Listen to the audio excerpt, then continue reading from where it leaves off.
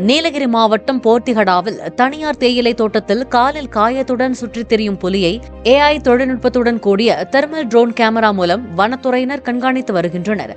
கிராம மக்களின் பாதுகாப்பு கருதி இரவு முழுவதும் கடும் குளிரில் புலியின் நடமாட்டத்தை கண்காணித்து வரும் வனத்துறையினருக்கு அப்பகுதி மக்கள் நன்றி தெரிவித்தனர்.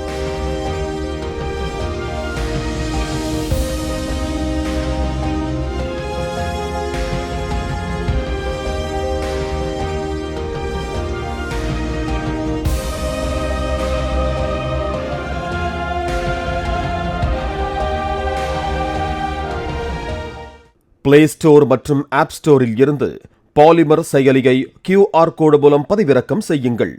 செய்திகளை உடனுக்குடன் பெறுங்கள்.